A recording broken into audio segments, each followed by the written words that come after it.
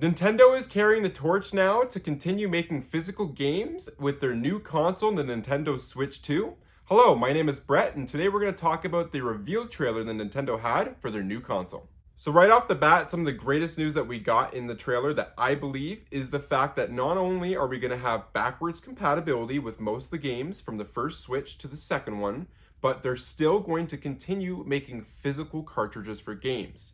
That is huge news, especially in 2025, with this huge push we have for all digital media.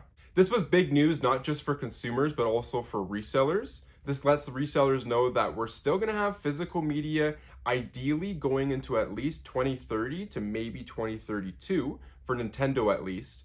Now, when it comes to Sony, we're still up in the air. We're not quite sure where they're at with their cycle life and their video game consoles and where they want to take the direction.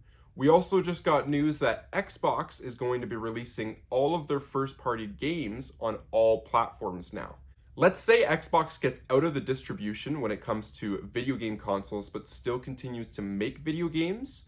At the very least, we'll still be able to see hopefully physical copies come through the Nintendo Switch, as well as if PlayStation continues to make their disc-based games, hopefully they will also release Xbox games and keep Xbox alive in the physical media.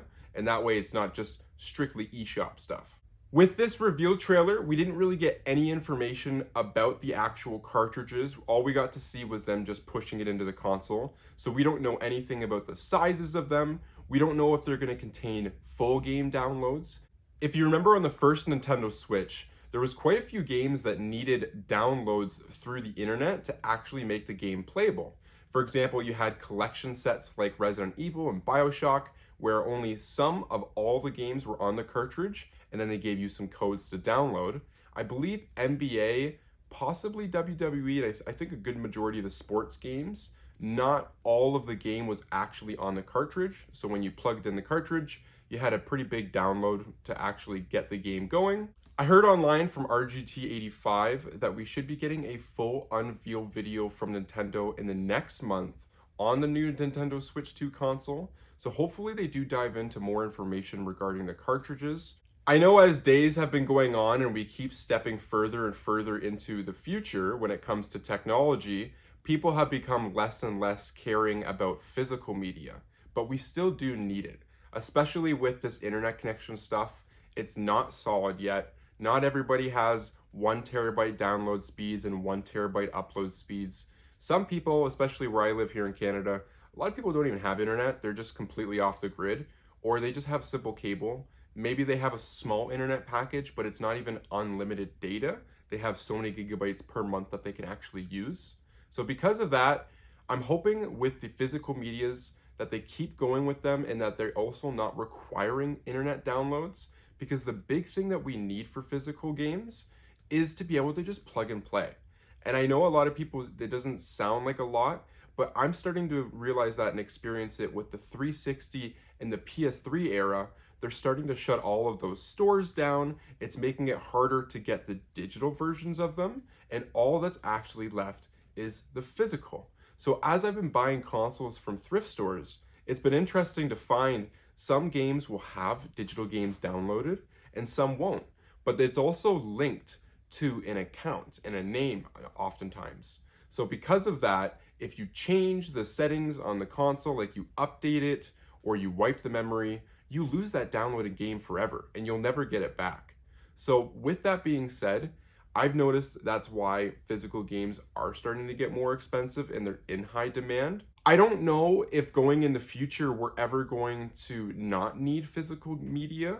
To be honest, I don't know if is it going to be the Jetsons one day where we're going to have flying vehicles and Wi-Fi will just be from wall to wall of the earth?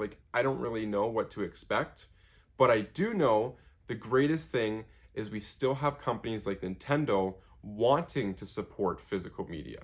That is a really, really good thing to see. One of the only setbacks I could see with this new physical media is the new extra costs that we have when it comes to manufacturing.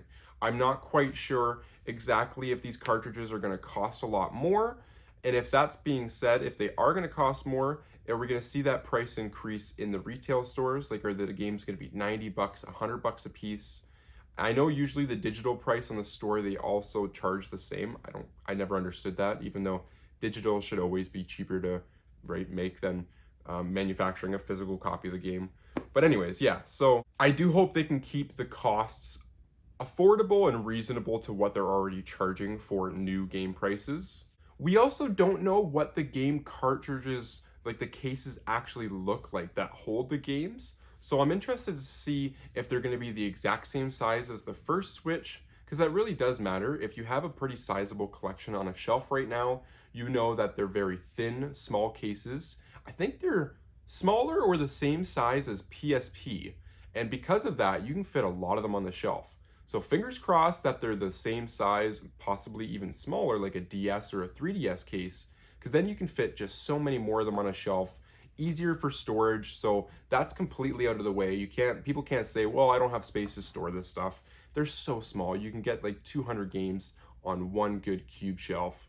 I will make another video when they do a breakdown reveal of the console properly, and hopefully we'll get more information like the pricing, especially with the games, not just the console itself, but also maybe they'll reveal some of the data when it comes to the game cartridges. Do we get to know how much storage will be in each cart? And then also, again, how much is this going to cost for us to start collecting them? Let me know in the comments down below what your guys' thoughts are on physical video game media in 2025. Are you happy that Nintendo is still continuing with physical media? Or do you not really care? Let me know down below. I'd love to hear your guys' thoughts.